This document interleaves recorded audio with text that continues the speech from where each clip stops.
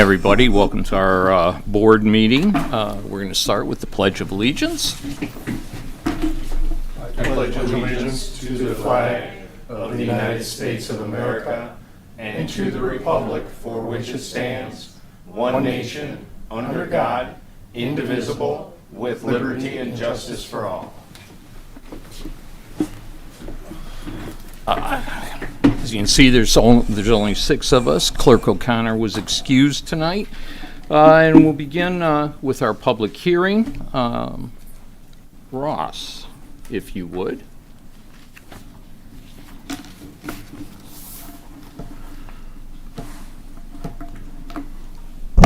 Good evening, everyone.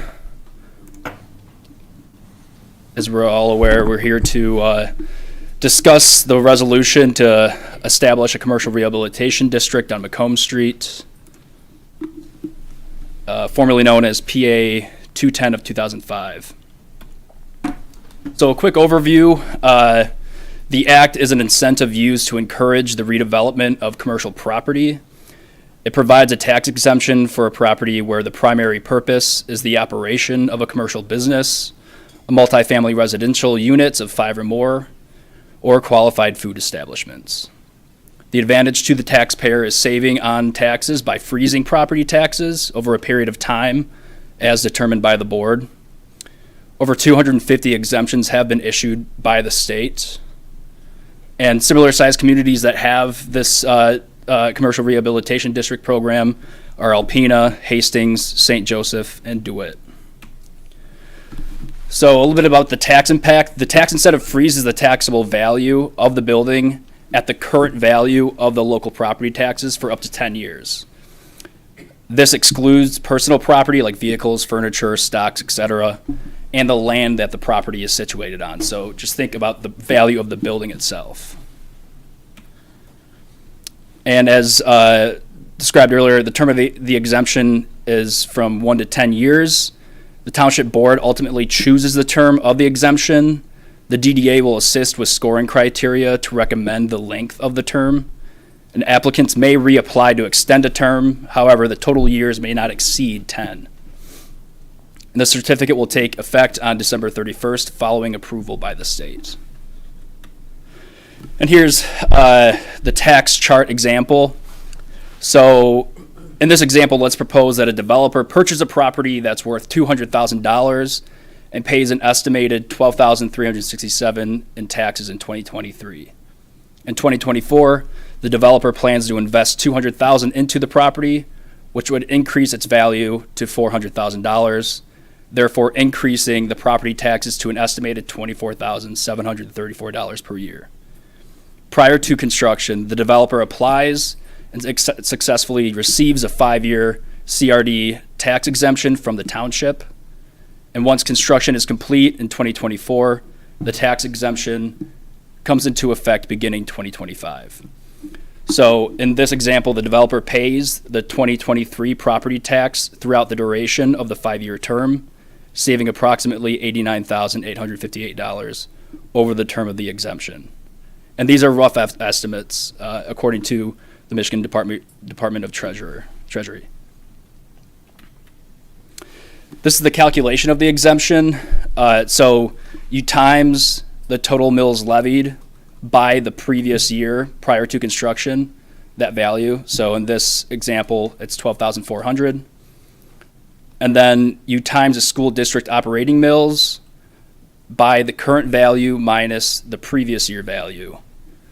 And that comes out to $3,400 in this example, saving approximately $15,800 for that year that you do this equation. So the process to create the rehabilitation district, so we're going to have our public hearing. The board may either pass or deny the resolution, and if the board approves the resolution, it will be sent to Wayne County for their approval. And this is sort of the application process. So once the district is established, those who are interested would hold a discovery meeting with the Community Development Department director to determine eligibility. The applicant will then apply with all the necessary documents. We would establish a commercial rehabilitation district review team made up of 2 DDA members, the township planner, community development director, and the township manager.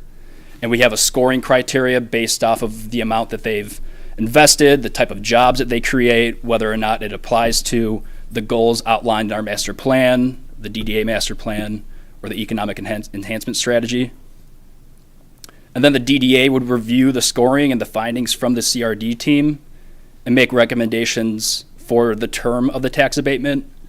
That would then get sent to the township board, where they would ultimately make the decision and decide the term of the tax exemption. From there, that would get sent to Wayne County and for the state to review. And then the state notifies the township and the applicant of the tax exemption status. And then the exemption would be enacted on December 31st of the calendar year. I have created a administrative flow chart for for the township clerk, for the assessor and the treasurer, but this is sort of just a rough administrative process.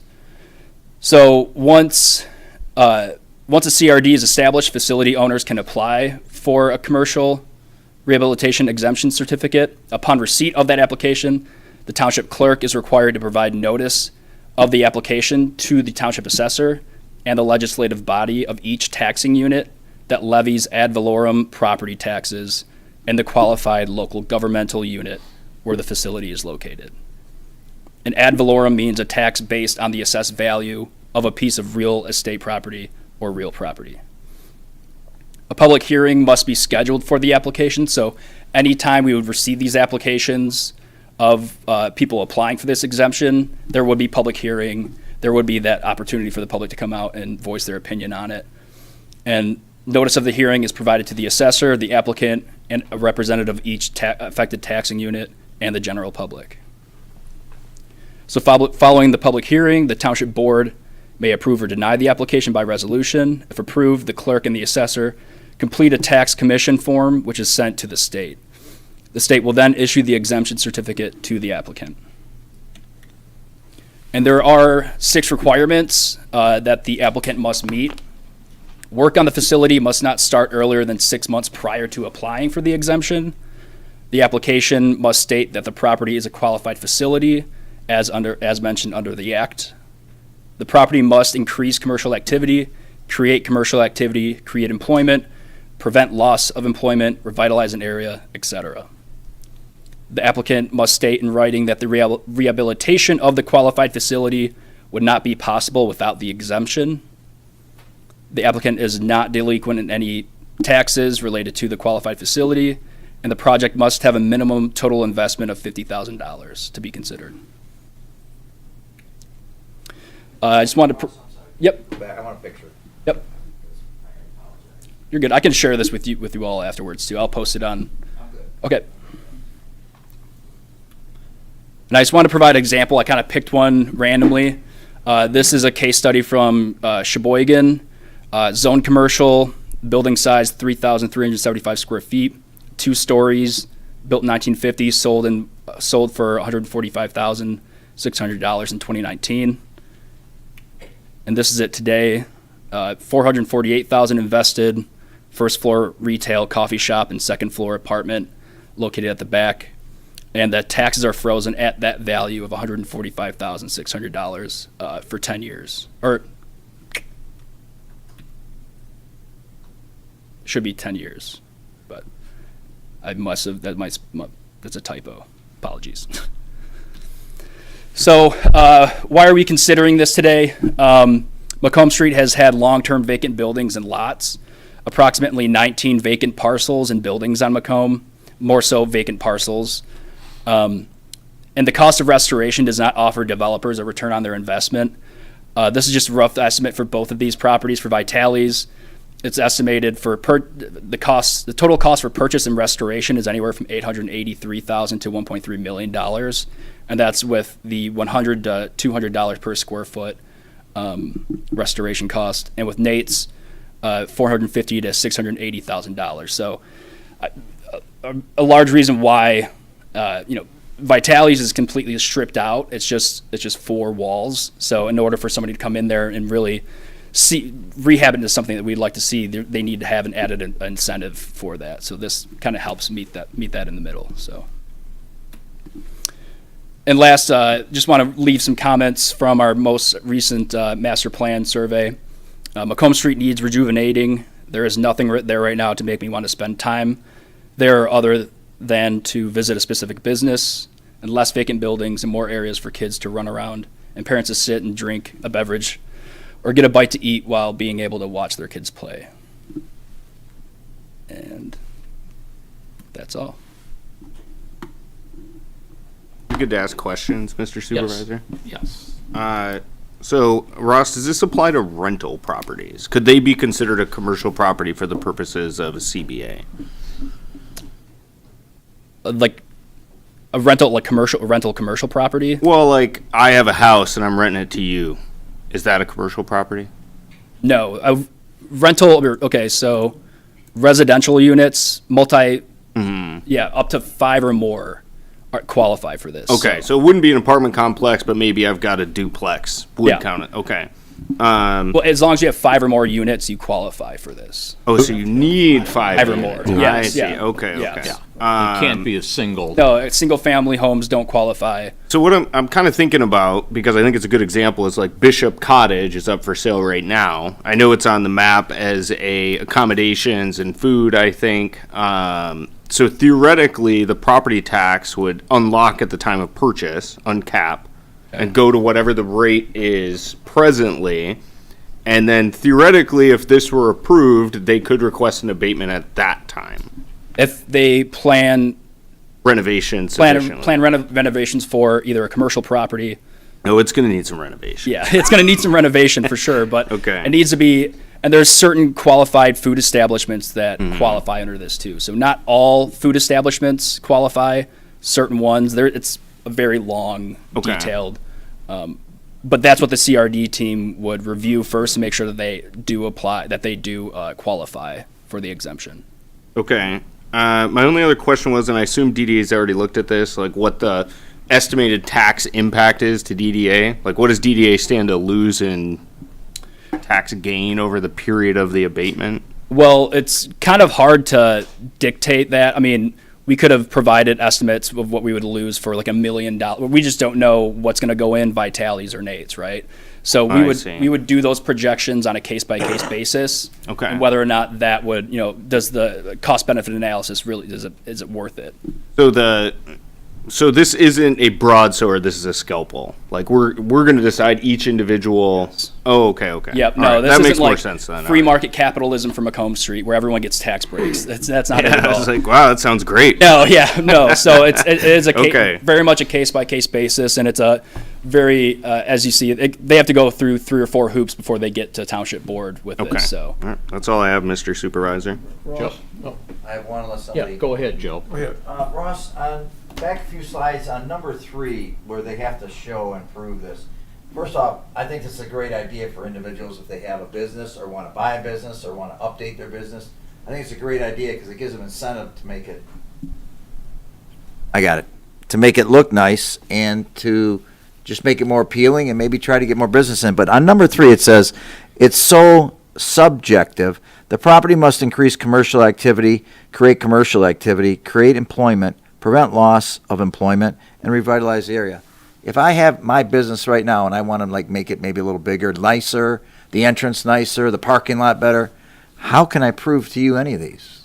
And this is it's a subjective, number 3 seems to me very subjective in putting like a business owner, if there's anybody here, kind of not on the good side because, you could articulate all you want, but that's a pretty subjective thing for these people on Groseal to prove.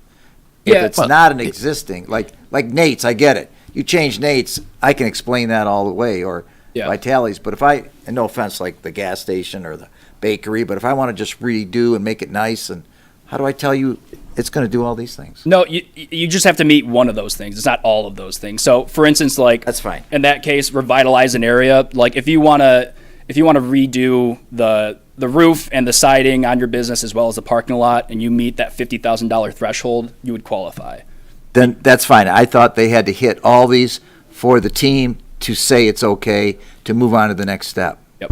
They also have to be taxable improvements, too. Yes. And these are the requirements by the state. You didn't put these requirements together. This is what the state requires. Yep. Going through there, the board has the ability to say, yes, we agree with this, but we're only going to give you 5 years. We don't have to give the 10. No. We don't have to give it, correct? Yeah, you don't have to give it at all. It's up to the Right, township. but It's we sole. can control the length of Yes. time for a particular. What about the amount of the award? In other words, could the board abate 50% of the tax increase? Or is it an all or nothing on I believe it's to freeze the tax. So the way that the equation works out, there is an equation that came straight from the act. If I could find it. Where the heck did it go? So it is the whole thing above the baseline that you establish? Yep. So it's whatever works out to this equation is what would be abated. Not available to new construction.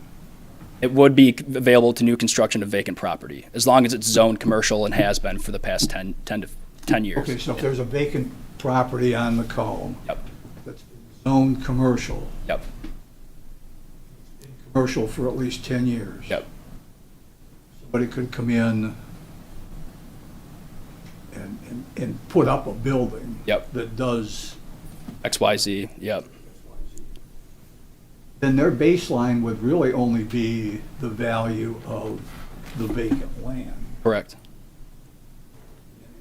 Of that is. Right. See, that's where that cost benefit analysis really matters, because, we could be losing out on $30,000 a year on tax revenue or what have you. But if they say, well, I'm not going to build this building without this, then we just have a vacant parcel too. So that's that but balance. for if test that you have to do to make sure that it works for the township and the DDA itself. Okay. So Okay. those are going to be when those tough questions are going to come about. So yeah. Are there any clawback provisions in this? As an example, if the Sheboygan Coffee Company comes to Grozeal, it's now the Grozeal Coffee Company, they have put in $50,000 worth of the minimum worth of capital into improving it, and three years later, and it's a 10-year abatement, 3 years later, the Grozeal Coffee Company goes under.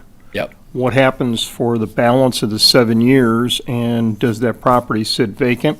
If it does not sit vacant and somebody else comes in, the Flat Rock Coffee Bean Company Right. takes over, do they have to apply, or does this, is it grandfathered in for that use for the next 7 years? So first of all, we can revoke exemptions, whether even, if we grant an exemption and we aren't happy with the progress of the construction, we can revoke it then.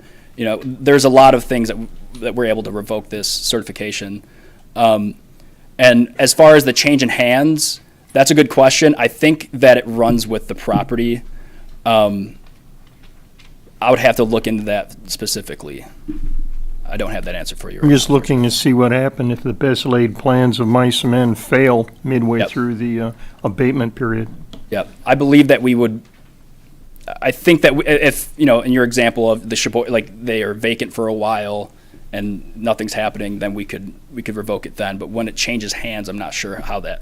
I believe that it runs with the property, but We had a meeting several weeks ago about condemnation where we had properties that were condemned because of various structural and other issues, and it was a very specific process for condemning property. And in terms of revoking, do you know what the process is on that, or is this something that's work in progress? it's you can revoke it through a resolution, and then that would get passed to Wayne County, and then that would basically our assessors would basically notify Wayne County, and it would be revoked.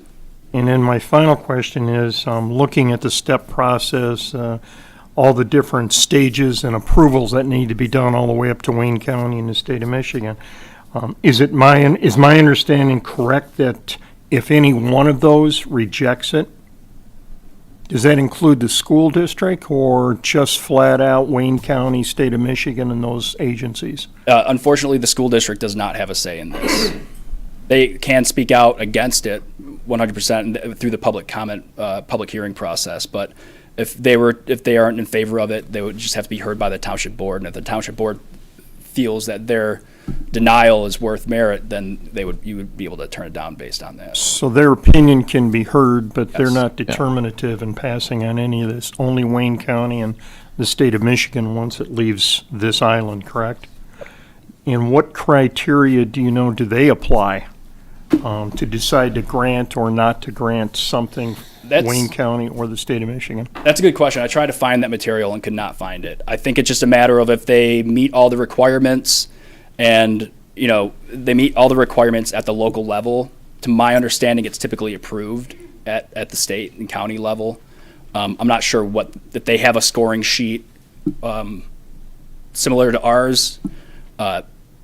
That's the best that I can answer. And I don't mean to put you on the spot, that's but totally it fine. appears to me that it could be a situation where you have Wayne County saying, hey, we get taxes on this property. We want to make sure that this is a process that has been followed properly by Grosse Ile. And then the state of Michigan says, we have some skin in the game too. Right. Or is it something where they pass on the merits so that it's an appeal or that it's just a continuation of the process? State Seems to me that's doesn't continuation. have anything in them. Well, if it gets forfeited and, But that's yeah, something else. property tax. I think what they really do is they review our procedures to make sure that we meet all the deadlines. Within 15 days we did this, 15 days we did that, and making sure that we did our due diligence throughout all of this, and the proper people were notified. I think And that it that's follows the statutory scheme. exactly. I Okay. think that's what they're looking at. So I have nothing further. I think I know the answer to this, but the district just is the overlay for the DDA. It's the same district, right? yep, same district. Okay, gotcha. And then my question was actually around what happens after the max 10 years. Like, obviously, there's going to be a big tax jump. What happens if they say, oh, we can't do it with the big tax jump after 10 years? Are they going to try to, add siding in a parking lot and try to reapply? Like, how does that work exactly, Yeah, so they can't reapply. Or if we grant them a term of 4 years, then they can reapply for another 4 years or up to 6 years. But after that 10 years, they cannot reapply for this. Okay, even if they do further improvements or something like that? Yep. Okay, gotcha. Yep. That's helpful to know. Yep, that was my main Ross, question. on the taxes, if you go back one slide, you talked, I'm sorry, yeah. Does the calculation go on the Wayne County tax also? Or is it Wayne County taxes exempt from this?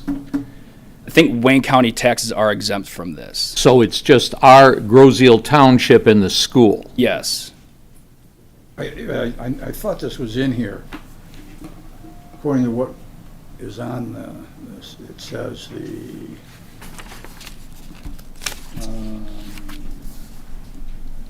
Or it's the, this tax, it freezes the taxable value of the building and exempts the new investment from local taxes.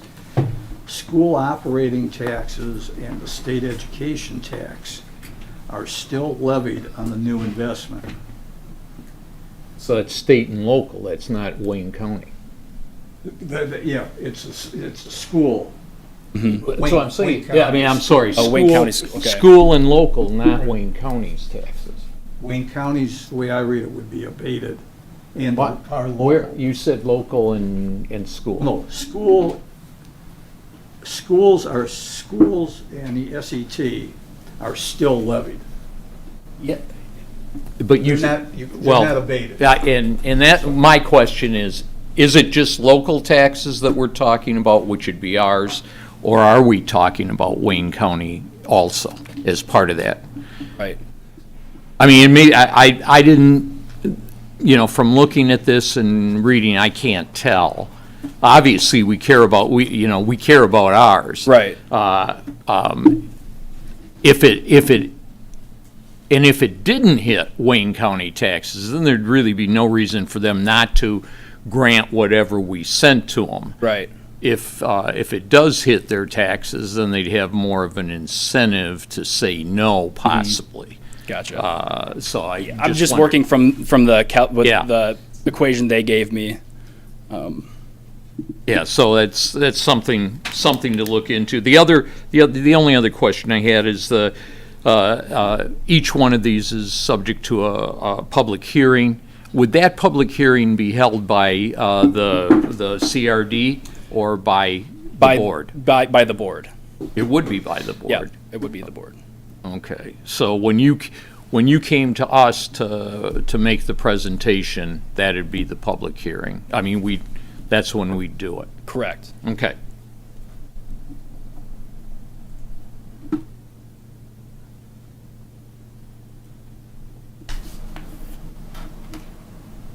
All right, other questions? Okay, I'm gonna, oh, yeah, go ahead, I'm sorry, Carl. All right. You randomly pulled Sheboygan out, and Yeah. there are many, many other communities that have done this. Have any of those communities determined it was not a project they wish to continue and they discontinued it that you're aware of?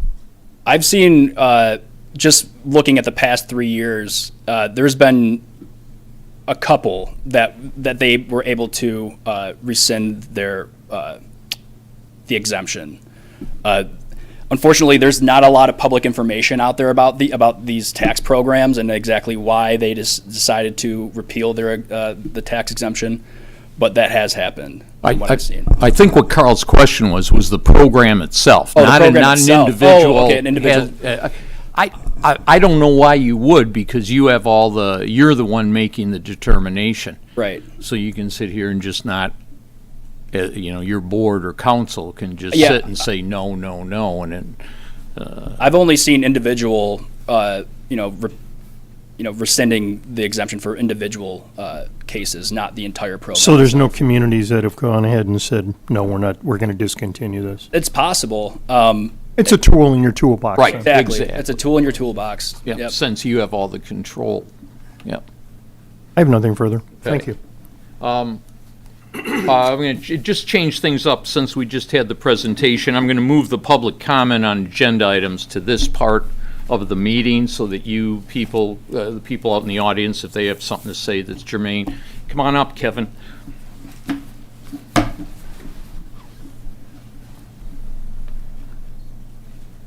Kevin Flavin, Park Lane.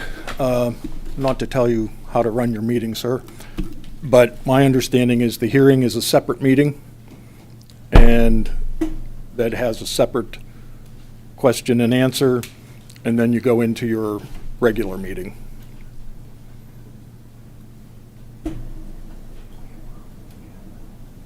That's what we would be doing. Well, you said you were going into the regular meeting now. No, I said I was going to move the public comment up for them, for the people, so that they could speak about this now. If they're just here for this, they're not going to stay for the meeting instead of going through it. That's all. Okay. So, a couple questions along the same line is if, well, let's look at the money side of this. If you have a property, for instance, Vitale's, if that property is valued at X amount of dollars and the township gives them a tax abatement for X amount of dollars, is it a dollar for dollar abatement? So if they spend $50,000 on their property, will they get $50,000 worth of tax abatement? No, it's an increase. It's the increase in value from those improvements. So if they put 50,000 in and the value went up $10,000 on the property because of those 50,000, which I thought that's another thing, they seem to equate dollar for dollar on their slide. It isn't. It's what the value of the property is worth after the improvements. From the baseline before the improvements, that increment of the increase is what would be abated. So they purchase a property for $200,000, let's say, they put $50,000 into the property, they're getting a tax abatement of $50,000. No.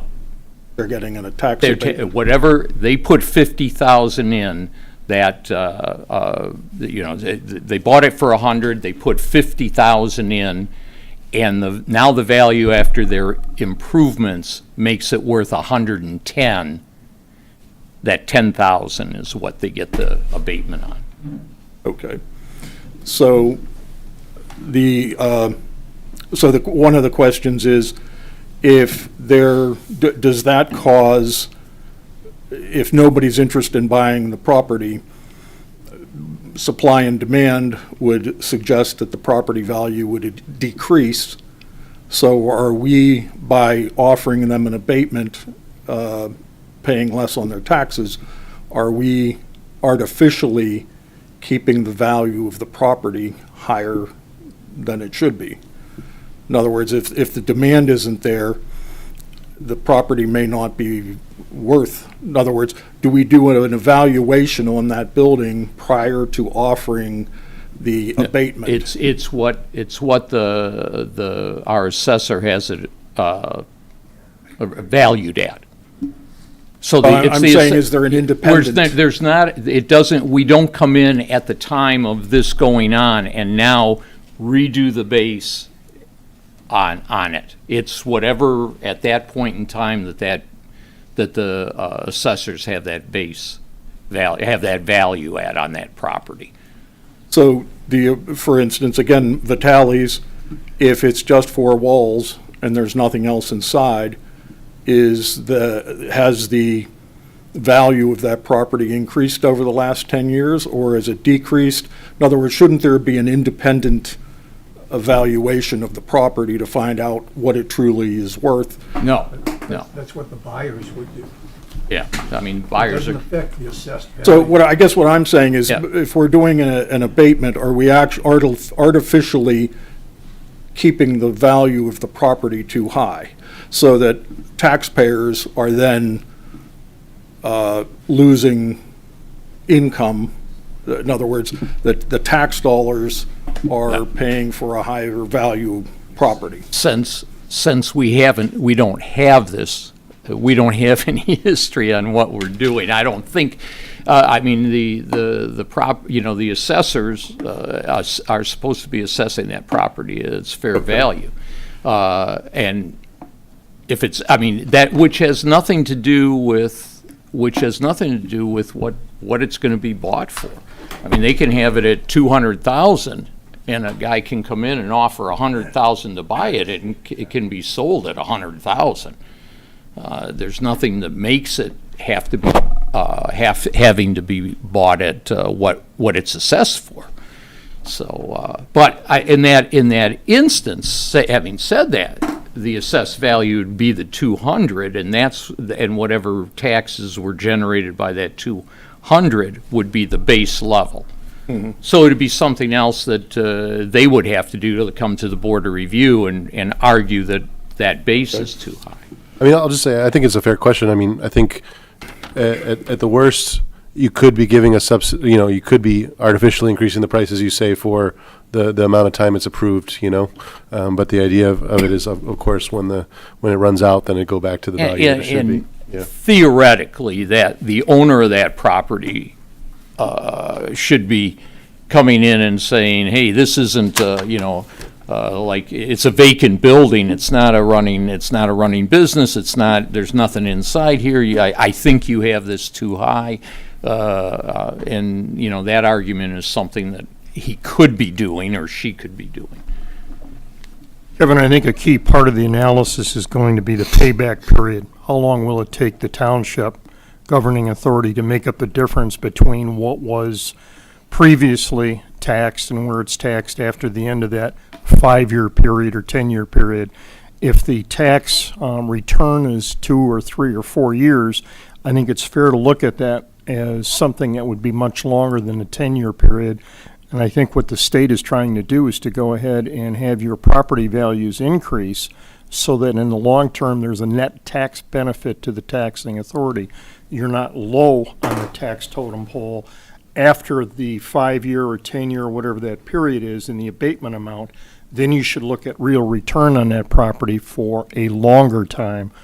What's the return on your investment is what it gets down to. Well, and part of that is during that time that you're abating, you're doing this because you believe that that business is doing something for the economy of that community. Right. And that is the benefit you're getting for giving So this up. what I'm trying to make clear to the taxpayer is that there is a near-term, you're effectively giving up tax dollars near-term to eventually possibly have more tax dollars after whatever period of the abatement is.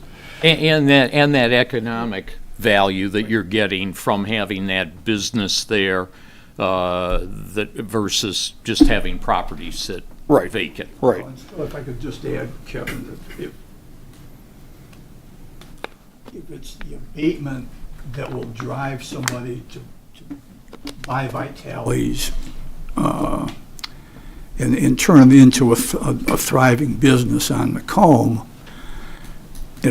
that's good and may be worth giving up some tax dollars for the long run. The downside, if they say, well, no, without tax abatement, I can't do it, now we just still have a vacant building. Well, I guess what I'm saying is, yes, we're giving up tax dollars, but maybe that building is overpriced and the current owner is asking too much money for it. So that's also the other side of the coin. Well, I understand what you're saying. That's between the current owner of the building and what they want to sell it for. Well, it the affects us as taxpayers because But we're losing But no, we're income. still, as long as that building stays vacant, we're still collecting taxes Right. on the taxable value of that Kevin's right saying, now. and we're missing out on that increase, which you're that only- money goes to the township, and Right. township Right. doesn't have that money to work with. Right. The other issue is, among other issues, do we have policies and procedures in place to fully implement this? Should it happen immediately? Have we looked at that? The estimated cost to the community, Ross did talk about that, which I think is important. Also estimating what the gain might be in 10 years using projections. Again, Ross touched on who will determine what projects are eligible for abatement. Now, the committee that's put together, other communities have had issues with the question of would these improvements be made without giving them a tax abatement? So that's a question, and do we have, again, policies and procedures in place to figure or ask them, would you make improvements to your property without getting an abatement? I'm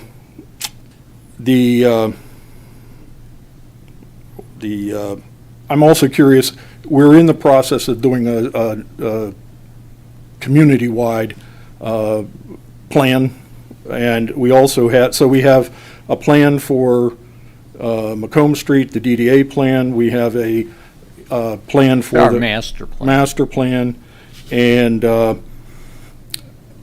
so those is this in sync with those plans? Why are we doing this right now if we're doing a master plan review? I'll finish my questions, and then the other thing is, because it overlaps with the DDA, the taxing issues, there are DDA advantages. The DDA area gets advantages for taxes from the county, that some of the money stays here and doesn't get paid to the county, I believe. And so we have overlapping issues there. And should there be a separate, one of the issues with that other communities have had with this is when you have competing, somebody comes in and opens a new business that competes with another business on the street, does that, do they get an abatement, and that gives them a, possibly an unfair advantage? How are we going to take a look at that? If there are two hardware stores, let's say, or there are, another restaurant comes in and takes business from somebody else, how are we going to consider that as a community? And should the DDA be, I know that there are two people from the DDA on this committee, but that has been a big issue with other communities, fairness, and would somebody who built a coffee house, had they, is it fair that they put their dollars in, whereas somebody else could come in and do the same thing and get a tax abatement? So I think those issues are important to look at and see whether we're, as taxpayers, it's fair for the taxpayer to give up money that, or even a business owner on the street. Thank you. Thank you, Kevin. Anyone else have a comment? Yes, sir.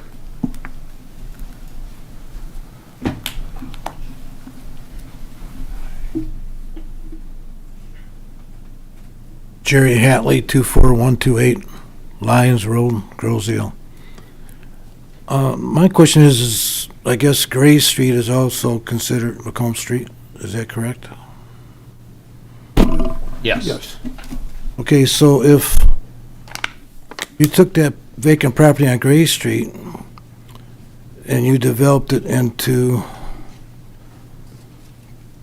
5 condominiums, they wouldn't qualify as a condominium, as a single-family owner for an abatement, I assume. Yeah, it has to be a complex of 5 as a, if I Yeah, but if understand. there are 5 condos, those condos are single-family dwellings, No, owned but, yeah, singly. but the condominium complex is a five units. That would be considered, correct? So each individual owner would have an abatement for their privately owned condo. No, the guy who That's my builds question. it, and I'll let Ross handle that.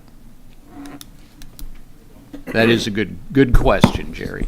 So the property needs to be zoned commercial or multifamily for 10 years preceding getting the tax abatement.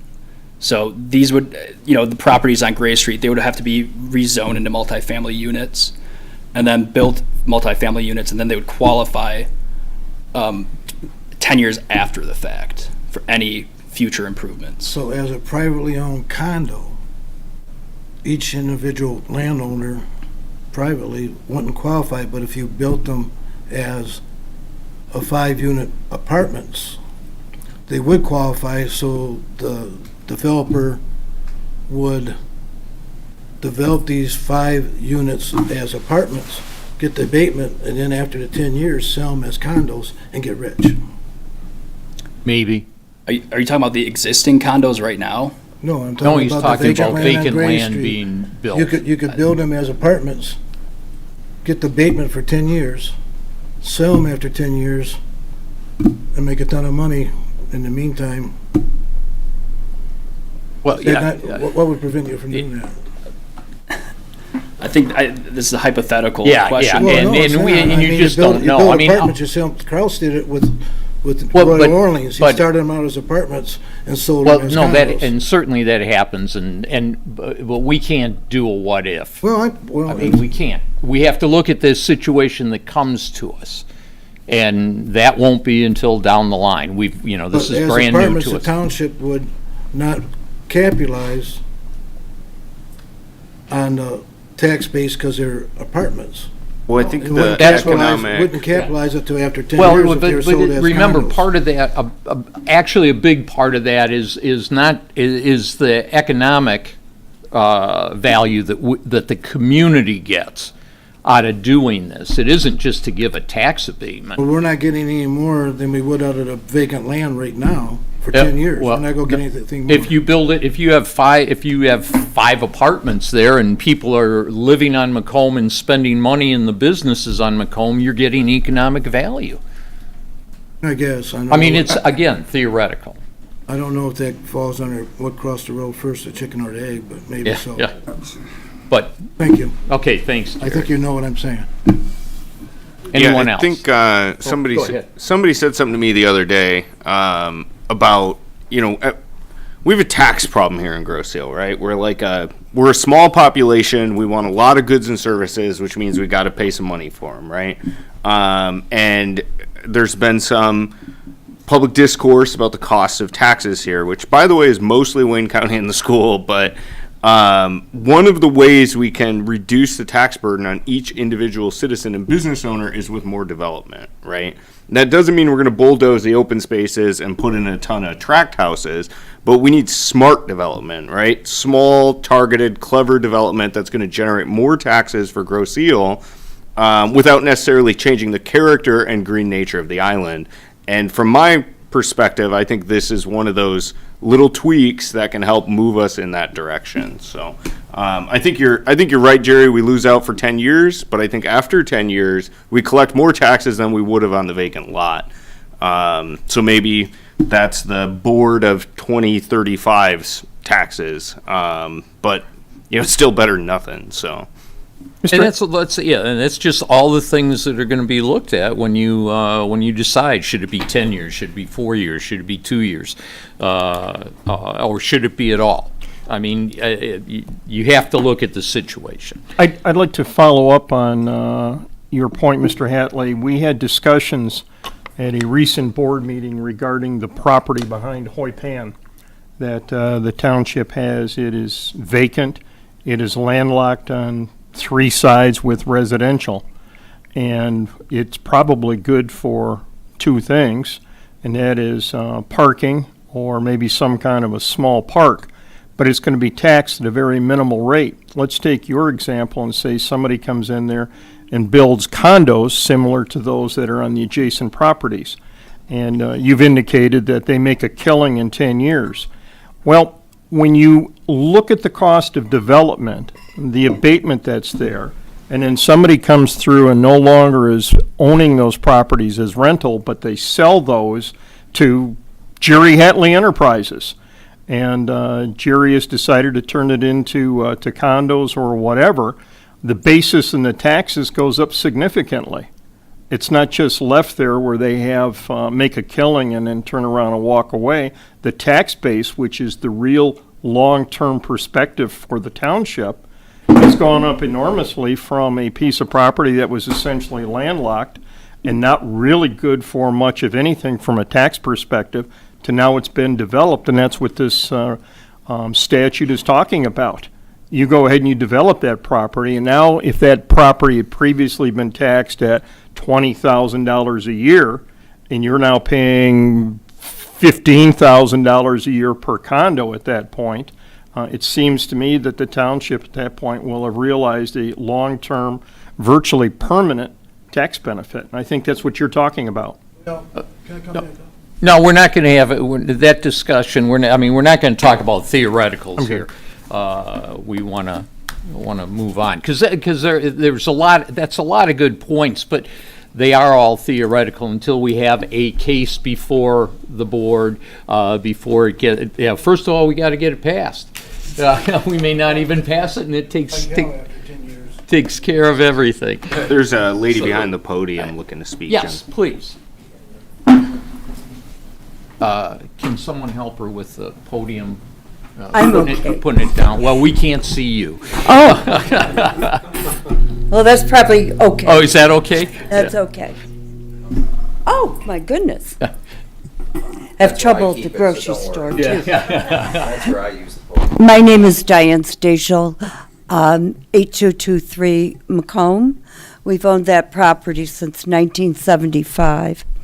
And my son here does landscaping, and it's beautiful, and we love it.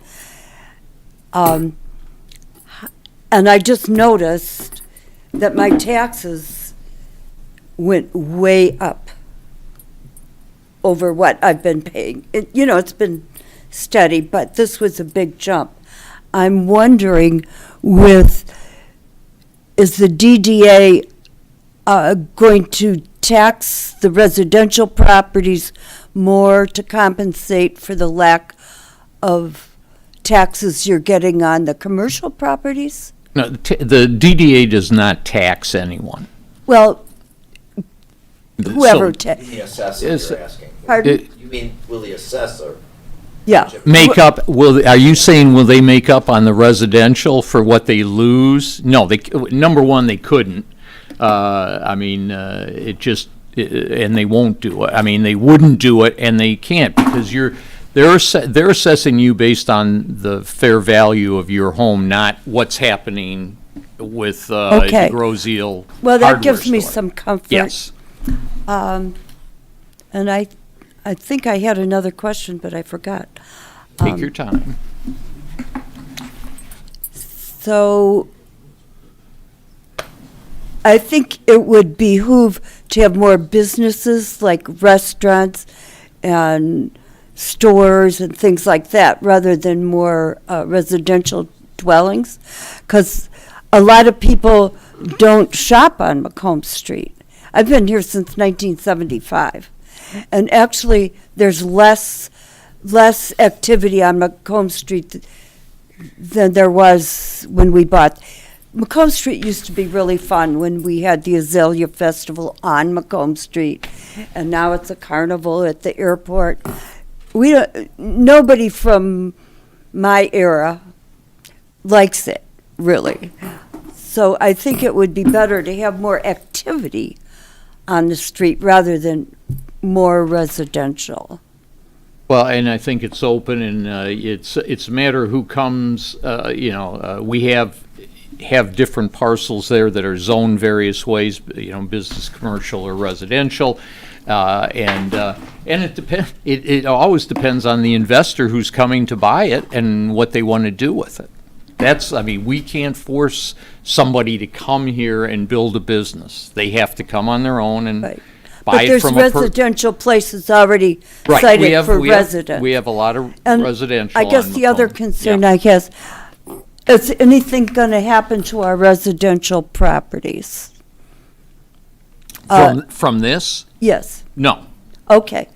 Because a lot of small communities do well when it's mixed use.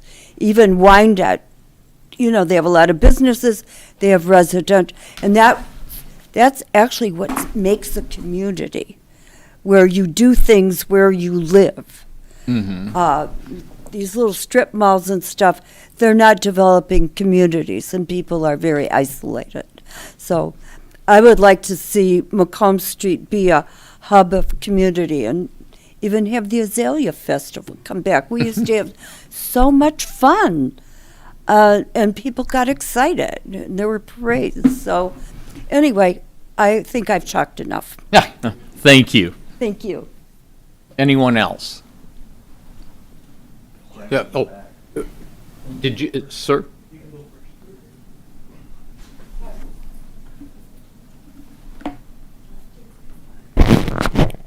Now, can you help again? Yeah, there's a switch there. We'll get that back up for you. We can see you.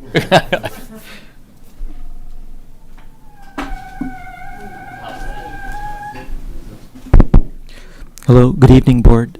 Thanks for taking the time to hear me out. My name is Subra Sundareshwaran, and I own the apartment on Macomb Street, 8135. I got it from the previous owner a couple of years back.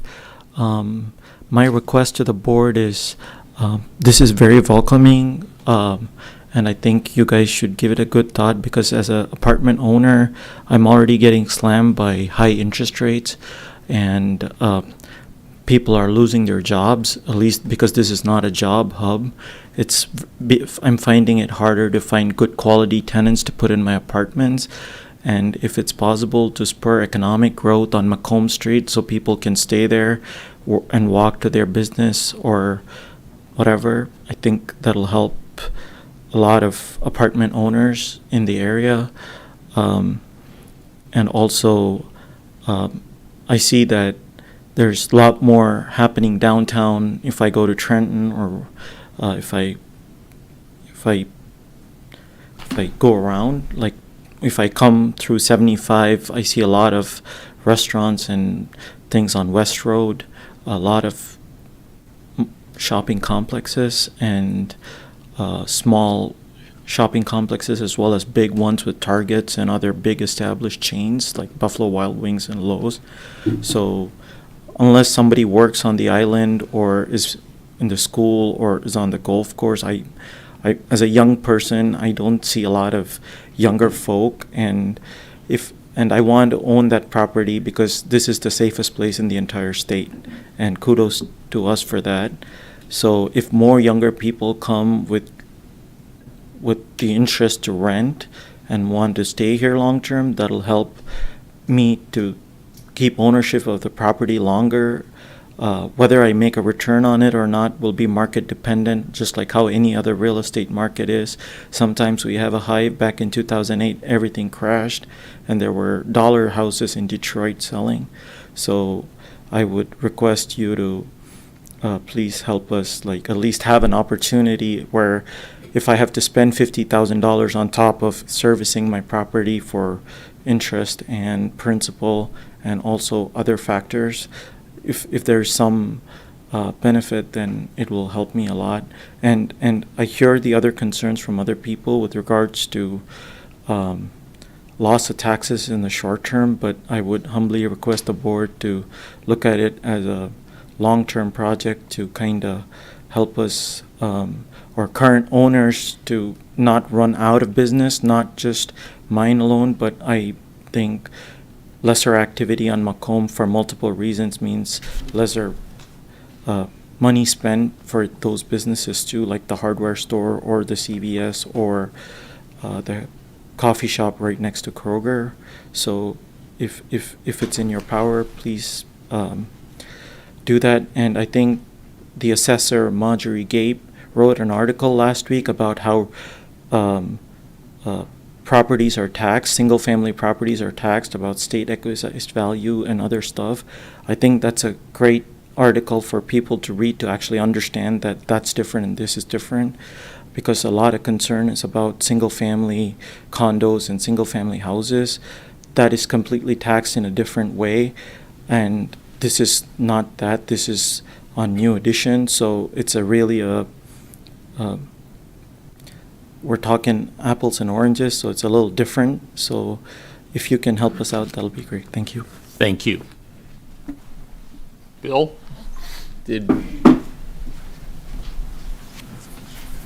you got the animals fed? Thank you for your time. You're welcome. They're, Thank you. they're happy, Jim.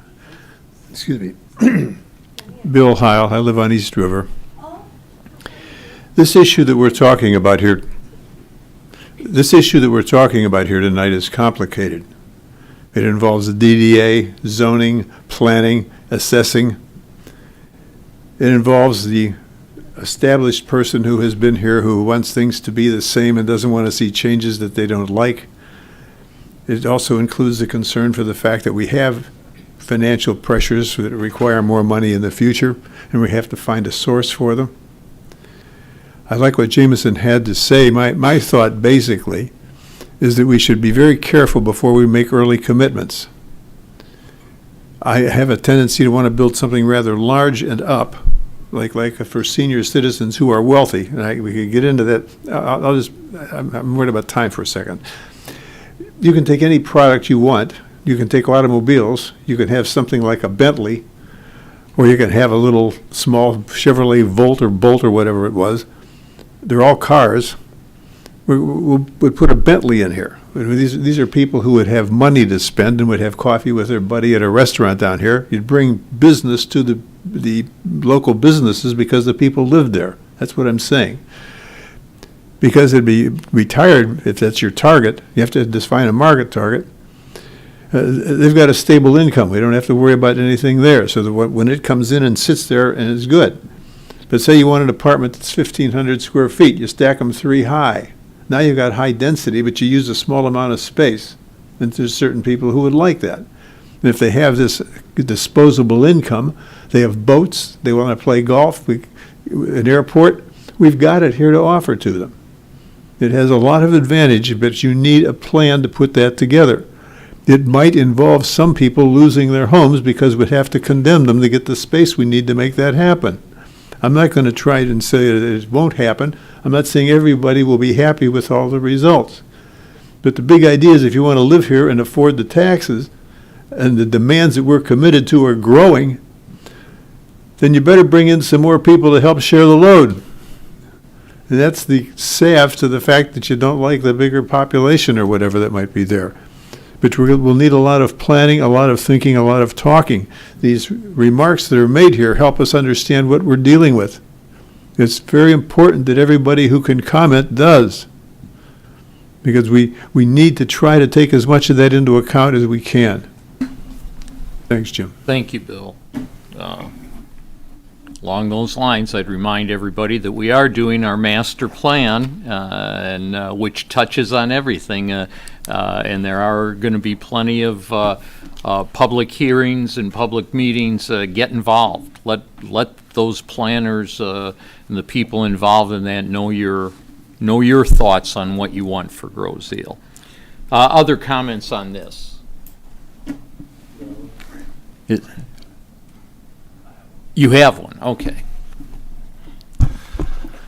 Let's see here. Margaret Shelton, Bellevue Road. While there may be value in the establishment of this commercial rehab district, is there data that has been developed to support this decision? If so, is it available for review? Secondly, why is it that the DDA only has business owners on their commission and is not inclusive of taxpayers, especially if they are now being given this new responsibility? It would seem there's perhaps a lack of balance on this commission that should be addressed with fresh eyes of one or two taxpayers who've not been on this commission and are not business owners, but will offer balance and new points of view.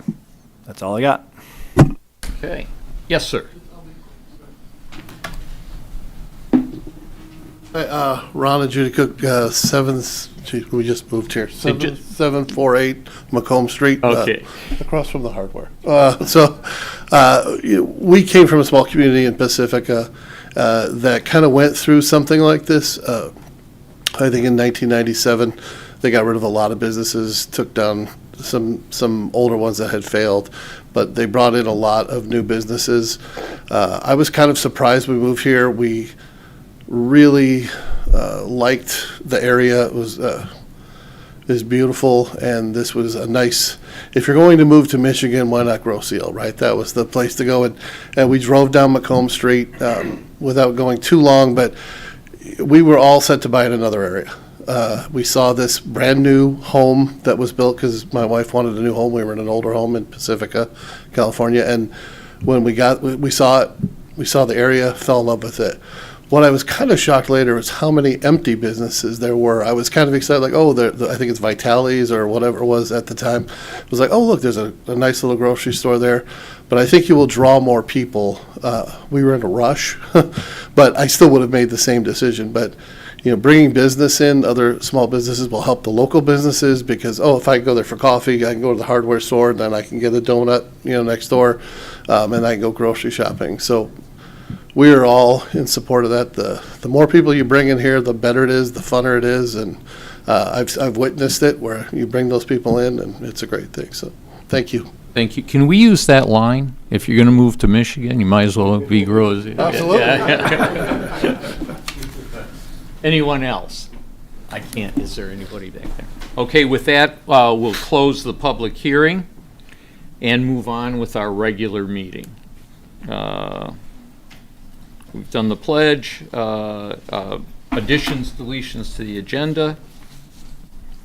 Seeing none, motion to approve the agenda. So, second. Thank you. All in favor? Aye. Okay, our agenda is set.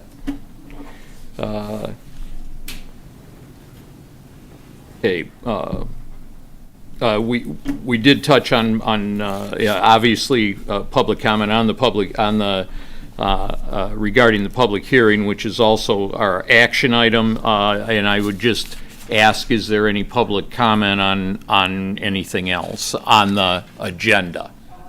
on the agenda. We'll have our regular public at the end for everything. I can't, again, can you? Okay, thank you. All right, with that, no more public comment. David, consent agenda. Thank you. I'd like to make a motion to approve consent agenda 23-116, which consists of minutes of the February 26, 2024 regular meeting, check registers dated through March 1, 2024, Zoning Board of Appeals appointment, Michigan State Housing Development Authority Housing Readiness Incentive Grant, and employee benefits insurance broker appointment. Second?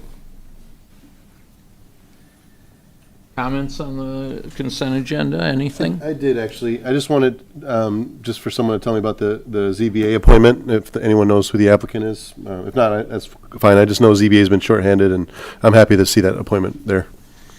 Ross, you want to take that one, or you want me to?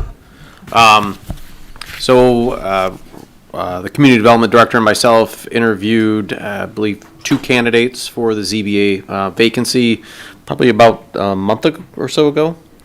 The one candidate didn't maintain a residency at the township here, so the second candidate was the unanimous choice, and probably would have been anyways if the other hadn't been disqualified for that reason. She has been a resident of a couple of years, I believe. She has a background in planning and zoning. Highly educated. I believe she has a master's degree and is currently pursuing her PhD, and is just looking to help out. I think in our interview questions, she answered all of them with flying colors. I think my impression was she's doing it for the correct reasons and understands, the purpose of the Zoning Board of Appeals, and we felt that she'd be a great addition to the group. Awesome. Thank you. Yeah, that was my main thing. And then just wanted to thank Ross for pursuing that grant, too. I think Ross has done really good work pursuing grants like he's pursuing here, so thank you for that, Ross. Mm-hmm.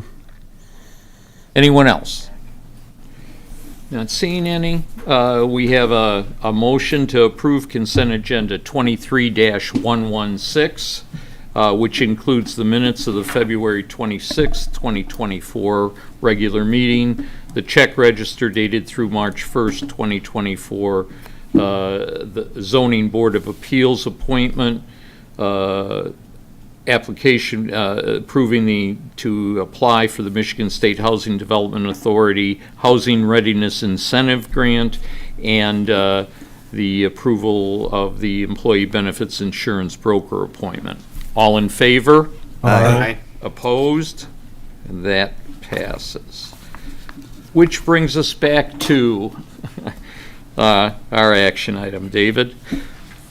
Thank you.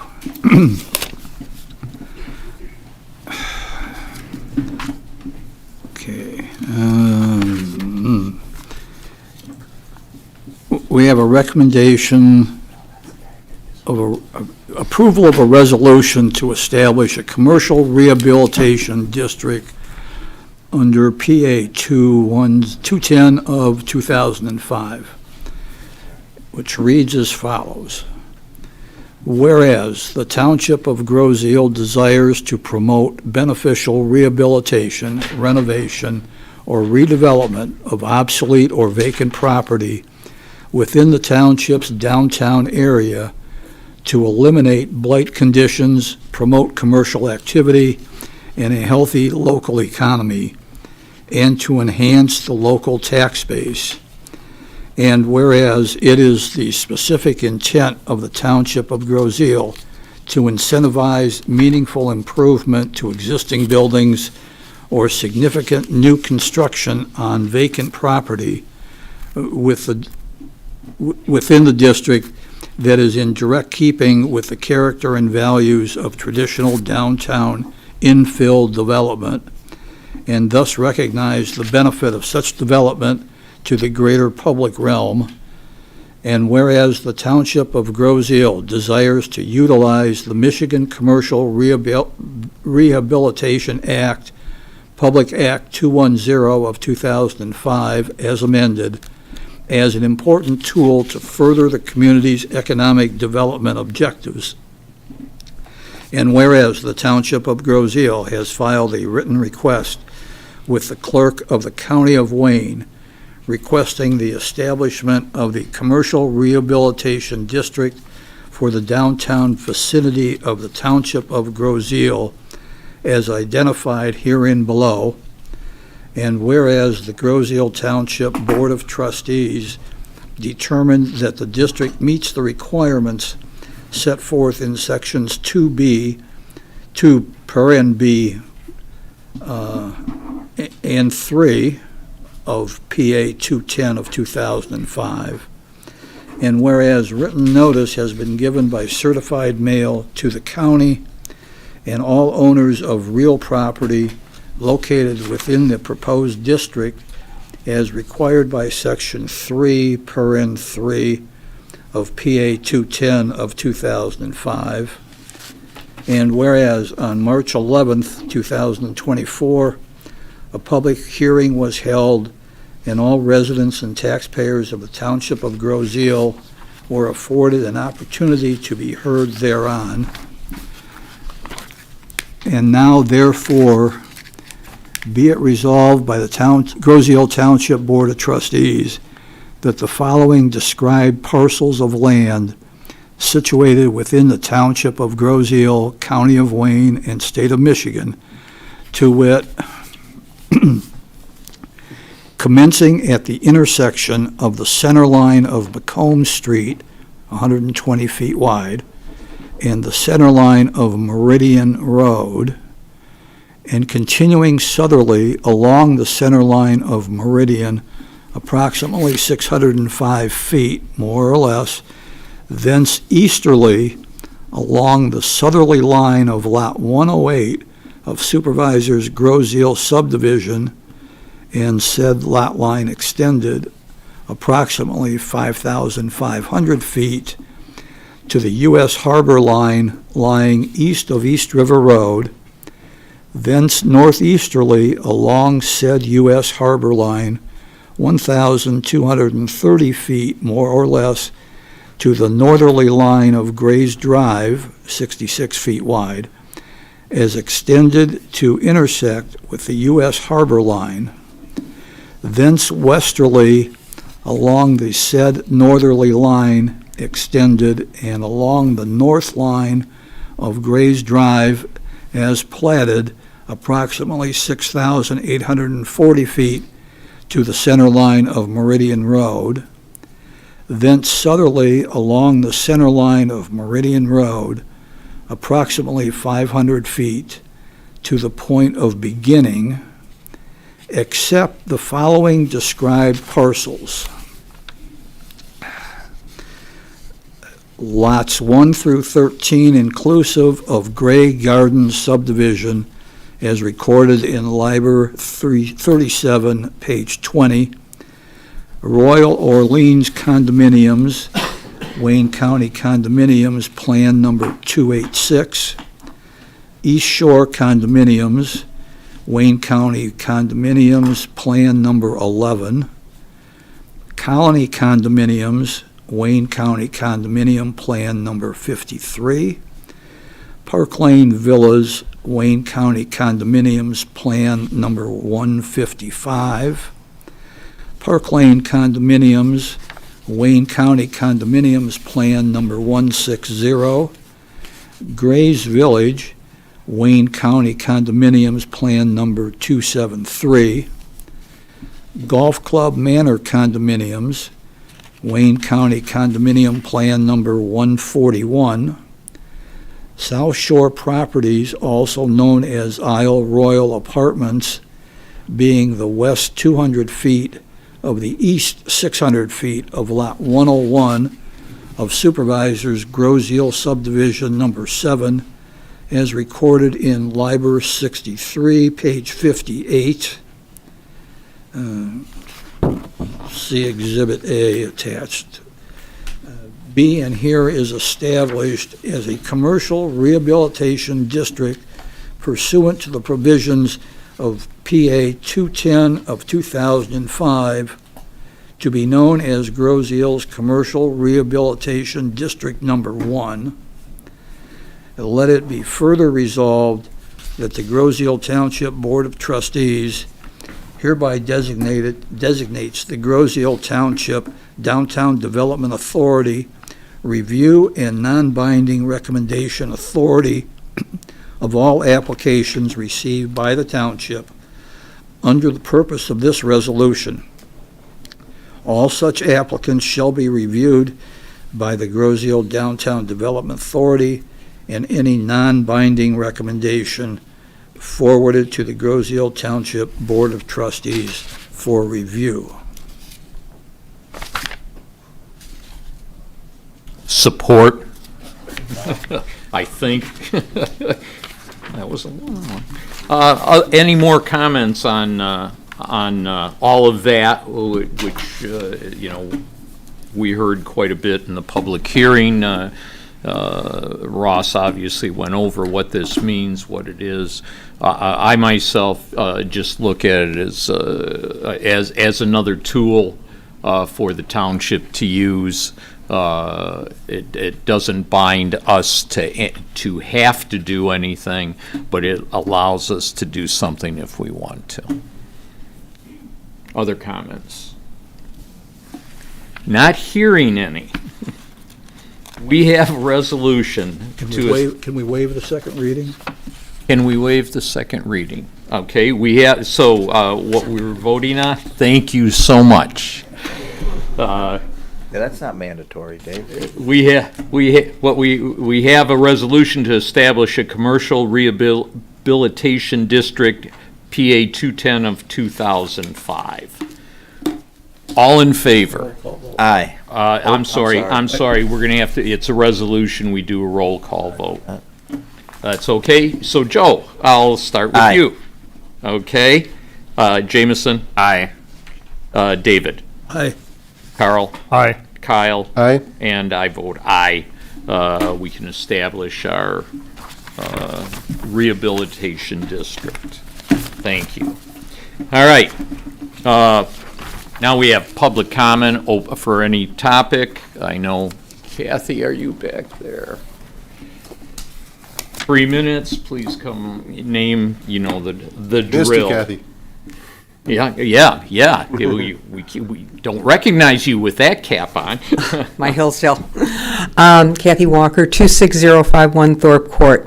I haven't been here for a couple of weeks, and I just wanted to comment on the last election. And I was very disappointed that the millage for the police did not pass. I supported it. I support the police and the safety and security. I don't like paying taxes any more than anybody else, God knows.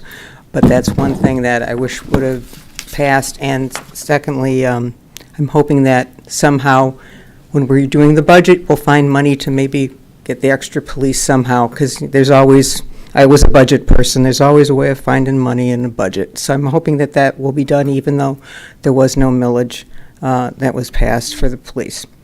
Thank you. Thank you, Kathy. Anyone else? Not seeing any? Oh, Brian, I forgot. I thought you, that's right, you had, you didn't take them all in there. Go ahead. All right, let me 1 second here.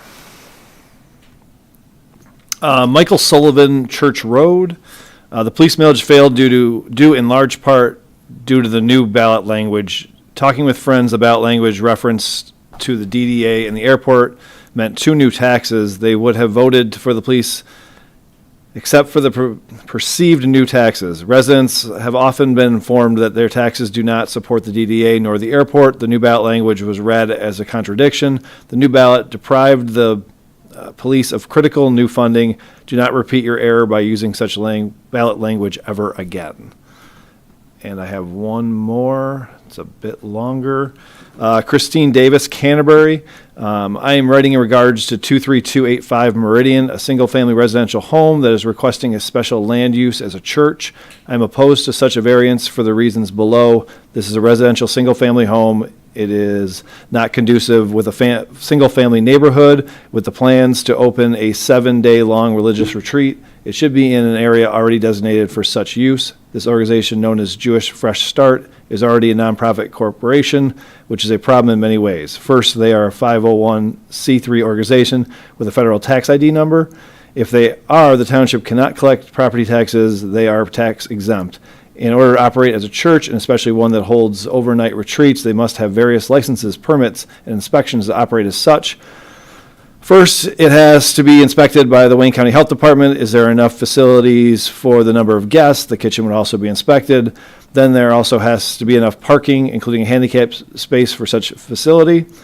This would cause traffic and many other concerns to neighbors who purchase their homes in a residential area, not one with a corporation facility. This could also affect their resale values. I would hope that the Planning Commission and the Township Board would have all the facts as to if they are all proper permits, including an occupancy permit for such retreats.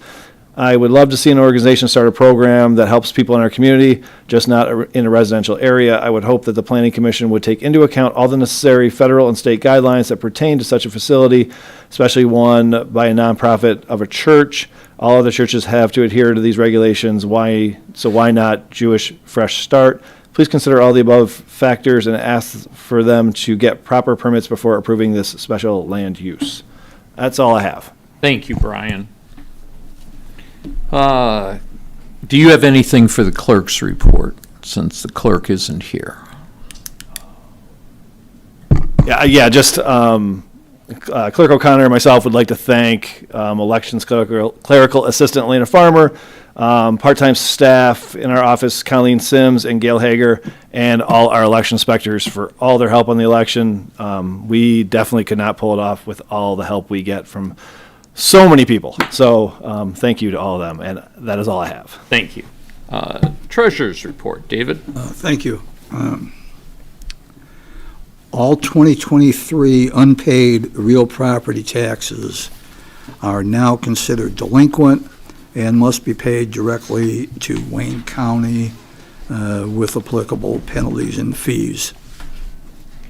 The Wayne County online payment link, let me make sure I get this right, waynecounty.com/PTA, which can be found on the Treasurer section of grozio.com website, has the current 2023 delinquent tax information and the payment options available, which are by mail, by phone, in person, or at the Wayne County kiosk inside the Sunoco Brownstown, located at 21980 Sibley Road. To date, we've collected 97% of the total 2023 tax roll, with all distributions made timely. And as always, the 2024 pet licenses are available at the cashier's window in the treasurer's office for an annual fee of $12. Be sure to provide your proof of a current rabies certificate for your pet when applying for the license. The DPS Commission meeting for this month will be tomorrow evening, Tuesday the 12th at 7 o'clock in the boardroom. And the Airport Commerce Park Commission meeting is March 18th, which is a week from this evening, at 6 o'clock in the boardroom. And a review of the departmental budgets will take place at those meetings. And at the DPS meeting, we'll be reviewing additional road work that can be completed during this construction season. And I've also been asked to remind everyone that Rock CF is next Sunday, March 17th. The half marathon starts at 8 a.m., kicking off at the Grozio Middle School, and the 5K run walk starts at 8:15 a.m. and begins at the airport hangar here at the airport and ends at the Grozio Middle School. And you can find the registration link at letsrockcf.org. And it's LETSROCK cf.org. And that concludes my report for this evening. Thank you, David. Trustees reports. Carl? Thank you, Mr. Supervisor. I have the honor of sitting on the Groseal Fire Commission, and as a general report, I do not have specific numbers, but we continue to add a number of cadets in the mentoring program, seniors in the high school. That is turning out to be just a very robust, happy experience for everyone involved, both firefighters and the students. Second of all, again, our calls for January and February are higher than they were last year, which was higher than the year before, which was higher than the year before, et cetera, et cetera. We keep doing more calls as our population continues to expand and age, and we are doing it with the firefighters that have been, in some instances, I reported at the last meeting, in excess of 30 years, and some that are new, and that is within the last 5 years. They are exceptionally busy. When we think about planning and expansion of services on the island, we also have to think about what that does with the first responders, with public safety overall. Secondly, I have the honor of sitting on the Greenways and Open Space Committee. And at our last meeting, we voted on the following, and I note the following. Number one, it is with extreme regret that we are accepting and recommending the board accept the resignation of Cliff St. Pierre as a member of that committee. Cliff has been there for more than 20 years. He has received proclamations and recognition of his service from both the governor and from representative churches. Cliff has been a fixture there. He is a huge force within Greenway's open space. It seems like there was no subject that we could not ask Cliff where he would have the institutional and historic knowledge. Cliff, thank you for your service. We're going to miss you. Don't be a stranger. Furthermore, it has been determined that the committee will meet on the first Tuesday of every month, excepting for July, August, and December. It'll be at 7 p.m. in this Merle Solomon room. Dump the Junk has been scheduled for April 27, 9 to 4 p.m. Same place. That is at the DPS yard on Meridian, and you'll see more of information on the website and as we get closer to that date. But again, look at Dump the Junk, Find a Treasure, and there is also some movement afoot to also be involved in a shredding program with the Rotary, and that is ongoing discussion between the chair of the committee as well as the president of Rotary. Something that is pretty exciting is going to be a meeting that we've had to put off because of a death among one of the principals in his family, but between Bicycle Pedestrian, Nature and Land Conservancy, REC, as well as Greenway's Open Space, we're looking for ways to have some ability to help each other, some plans, some thoughts about what each of us can do individually to help others, and what we may be able to do collectively. Part of the fruits of that concept right now are what's known as Project Rubicon, or the Rubicon Project, where the Groseal Nature and Land Conservancy has suggested that Greenways become involved with the military veterans that assist FEMA. And they want to come to Groseal and practice on some of their training for the removal of trees in our open space areas. This was an idea that was put forth by Peter Kantz with Nature and Land Conservancy, and is simply one idea as to what we can possibly do. Another idea is that we have a high school student who's working on an Eagle Scout project. I'm simply going to identify him as Enzo, and he is going to come forward to the Greenways Open Space Committee at our April meeting, and then I expect to be able to invite him to the board to put out his idea of a planned project in the grubbed out area on the west side of Meridian that is across from Lowry. He's looking at a trail and some kind of overlook on the canal there, but that project will come first to the committee, and then I will invite him to the next the board meeting after that. That is as appropriate. I also would like to take time to note that April 13th and 14th Nature and Land Conservancy is opening the Jackson Resource Center on Macomb Street, and that is an open house. And the island cleanup is on April 20th, again, meeting at the Jackson Resource Center. If you have any questions, please contact the Groseal Nature and Land Conservancy. That is GINLC.org. And tell them that the Greenways Open Space sent them over. So please take a look at all of those things. If you have any questions, again, GINLC.org. And that concludes my report. Thanks, Carl. Kyle? Yes, I have the pleasure of sitting on the Planning Commission, which does meet on March 20th. I think that a lot of folks have seen that that March 20th meeting will include the applicant Jewish Fresh Start that others have seen. It's a complicated case, I'll say, and I'm not going to say too much on it now because it's such a complicated case. I've been really leaning into the materials, into our legal counsel on it, and just I do want to clarify some process to it, though. It will go before planning, and then it will likely have to go before ZBA as well. So there's at least 2 steps that they'll have to go through. I won't put Trustee Yeager on the spot on that, but anyway, I did want to inform the public about that and continue to study. And I got the materials today, and I'm looking at them very closely. So I know I have some questions that I want to ask, and we'll go through the township for those. But yeah, that's coming up on March 20th, and that's my main report tonight. Thank you very much. Thank you, Kyle. Joe? Hi, good evening. I sit on the Police Commission. They meet the third Tuesday of each month, and in the boardroom, 7 p.m. And a couple things I just want to go over real quick. Obviously, they talked about the millage, and Kathy Walker gave her views on that. The issue that I have now is we're moving forward. We had a meeting. Teresa was there. Derek was there. Jim, Dave.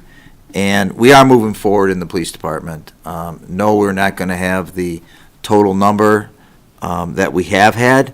We're going to deal with that. We're going to move on. We're going to move forward. And I guarantee that Chief Carmack and the rest of the group and this township board, public safety is number one in mind. And it's not negotiable to me. So I'm not going to do anything that's going to have an issue with your safety. Now, I will say this. I got a phone call right after the millage. I just need to explain this. A gentleman called me, and actually texted me, didn't call me, and wanted some information. Of course, people hear different things, and, do we get the right information a lot? Well, sometimes we don't. And he said that, talk was now we're going to be like Gibraltar when they go to one car on a shift. And I said to him, and I explained that Groseal has never been down to one car on a shift. Previous to I got here in 85. Previous to that, I'm positive we didn't have, because they started out with 3 even before me. And we do not go below 2 cars on a shift, period. If this means we have to pay overtime, we have to pay overtime. And these are the things we're going to deal with. But I promise you this, I explained it to this gentleman, and again, I'm not sure. I didn't even want to ask him where he got his information from. That I don't care. I just want to make sure the information's correct. So we are going to continue to move on. We are continuing to meet. We already have plans. We're going to meet with some of the board members. The commission's going to get together, and specifically with Chief Carmack, and we're going to move forward, and I promise you that. And it is what it is, and in the police department, our job is to watch it, look at it, adapt, resolve, and move on, and we're going to do it with this too. So I just wanted to make sure that got out there. The next thing I just want to talk about real quick, I talked with Derek. We got together. Derek and I am working on a leadership and retention plan, and so far we have updated the policies and procedures. Some of them, actually, some have been removed or changed. The manager's handbook, which was part of it. Another part of it was we were not doing evaluations with the last township manager here, and I believed it was time that we get back to that. I know some people don't like evaluations, but everybody in the country is evaluated by someone. I don't care what job you have. I don't care if it's at home. You're being evaluated by someone. And the problem that I had is years ago, some of the evaluations, I'm not sure if the board members agree with me on this or not, but there were people getting raises and want market adjustments that came to the group and just stated it was my time. I should be getting it. Well, I just believe that in today's world where people, they get a very good salary for what they do here. I always believe, even when I was here, I was always taken care of by Grosse Township in that area. Sure, everybody wants more money. I get that. But when you come and you've been evaluated, and these evaluations, and Derek, I apologize, you said you're going to start the 6 month, or it's 6 months, not year. Correct, yes. Correct, yeah, every 6 months. I think that's something for us as, something to hold on to as a metric to see, where you're at as an individual. And if you want a market adjustment, I get it. I mean, everybody does. And when you come and do comparables, which we are also doing in this plan, but putting this, it's the totality of all of it together. And then we'd be able to come up with a township board would either say yes or no, or how much, or, you'll make the decision. And I fully understand that. So I'm not trying to get down on anybody that just believes you should just get a raise every year because we should. I never even thought of that when I was the police chief. And it is what it is. It is what it is, but we've been progressing on that. And Derek, as I stated, just got together on this, and there's just a couple things left, and hopefully we'll move on to the future. And our pay scales will have an actual scale, our way of evaluating for a market adjustment raise. And remember, the market adjustment raise is a little different than the cost of living. There's a cost of living, sometimes you get, a couple percent or whatever the percent is from the inflationary rate. And the market adjustment is, a total raise that you would get where you feel, say example, being the police chief, everybody else made 20 grand more than me, then I would ask possibly for a market adjustment on those factors, not the 20 grand, but somewhere above. So that's how that works. But I just believe that people shouldn't get raised. These are tax dollars. This is, the people of Grosse Ile are paying all our salaries, including, ours on the township board. And there should be some type of criteria as opposed to it's my turn. It's about time I get a raise. Well, I get it, but it's their tax dollars paying for you, and you should be the best employee you can for them, because they're the ones who really are paying your salary. If you look at where the dollars and cents comes from, it absolutely is the taxpayers. So thanks, Derek, for you put in a lot of hours with me on this before. We got some things straightened around, and we're not done yet, but we're going to continue. So, Jim, thank you. That's it for me tonight. Thanks, Joe, and thanks for doing that. It's something that Derek and I have talked about, and it's a big project. I want everybody to know this is not something you sit down and do in a week. It's a big project, takes a lot of time. Absolutely, and what Joe said is absolutely correct, and I believe absolutely wrong the way they were doing it. You should have a process. Number one, where the individual knows where he's going. When he hires in at X, he should know, is that it? Am I done? Or, if I'm going to move up, what are the increments? When do they come? And it's, to put something like that together is, it's time consuming. So I'm pleased to see Joe and Derek working on that. As well as the evaluations, which we wrote into the policies and procedures when we redid those. And of course, like anything else, it's not a matter of just having them in something like the policies and procedures. It also, you then have to carry it out and actually do it. So in the long run, that will benefit the township. Jameson. All right. Good evening. I sit on the Bicycle and Pedestrian Advisory Committee and the Zoning Board of Appeals.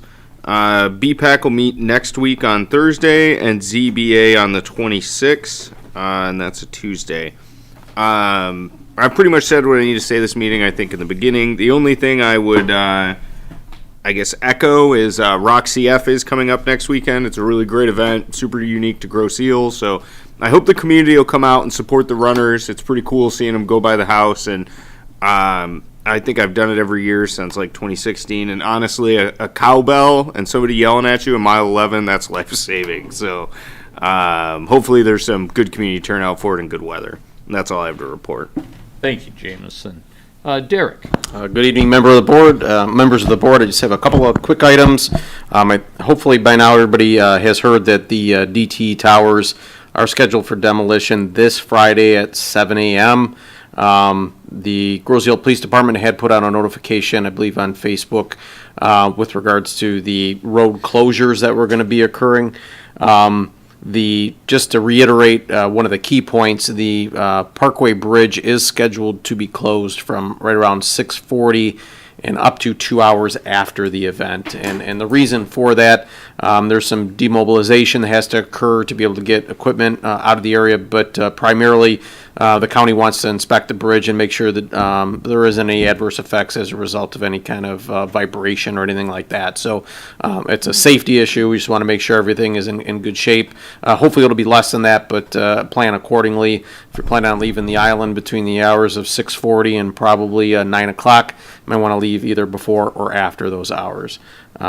Derek, real quickly, will we put a push out on that notification? We will. As we get a little bit closer, we'll put a push notification out. As to when it's open, Oh, we'll come out and let absolutely. them know, so if it's earlier than the 2 hours. As soon as we get notification that the bridge is open, we will be sure to push that out to the residents. So just wanted to make sure everybody was aware of that. Obviously, with the time change, 7 o'clock is still pretty dark outside, so the visibility for the event isn't going to be like it was a couple of weeks ago, so just keep that in mind. If you're looking to watch it, you might not have as much to see as you think. The budget public hearing is scheduled for next Thursday, the 21st at 6 o'clock. So mark that on your calendar if you want to come in and hear a presentation with regards to the proposed budget and attend the public hearing. And with that, Teresa has a couple of quick items to add to that if she would not mind. Just to follow up on the public hearing for the 24-25 budget, draft copies of the complete budget book will be available in the Finance Department beginning tomorrow morning up until the day of the hearing. Also, I can email copies of those to the board tomorrow morning as well. If anyone would like a paper copy, just send me an email, let me know, make sure it's in your mailbox. There should also be a notice in the News Herald on Wednesday regarding the information on the public hearing as well. And the special assessment district refunds that the board authorized in February, all of the checks have been issued to the current homeowners in those special assessment districts. We issued 221 checks last week. So, and I know people have started to receive them because I've gotten some questions already, which is okay. They're pleasantly surprised at the gift in their mailbox, and it is the current homeowner, not necessarily the person who purchased the property. I would also like to thank Margie Gape, our assistant assessor, and Karen Johnson, our accounts payable assistant. They had an amazing team effort that they put together to get the current homeowner information together and to get the schedules together to be able to basically upload the information so that we didn't have to key in again all the information to issue the checks. And so all of those have gone out, and I just encourage those who receive the checks to please make sure you cash the checks so that we can close these districts. That concludes my report. Thank you. Thank you. Derek, I have one Yeah, just go ahead, quick Joe. question for Derek, and I apologize if I missed this. Did you state that the police department will be closing West River, though, for a little bit? Yes, I think it's going to be Ruth Mirror past the ramp. To the ramp at 6:40, though, so just from 6:40 till the time it's over, then they will... So the time it's over, it's only going to be the bridge that'll be closed for a longer duration, just to make sure that the vibration monitors are checked and whatnot. Okay. And, yeah, and the actual time for this to take place, assuming it comes off, won't be long. The actual demolition won't be long. It's the aftermath. Correct, yeah, the demolition should be very short in length. And as a matter of fact, they might actually even start it a little bit prior to 7 o'clock. When they're ready to go, they're going to go. So just keep that in mind. Thank you. I guess the beauty of being the last one to speak is you can see that all your topics are already taken up. DT, police millage budget hearing. So all I have is the next DDA meeting is the fourth Thursday, which is March 28th, 6:30 here in the boardroom. And with that, Make a motion to adjourn? Second. all in favor? Aye. We are adjourned.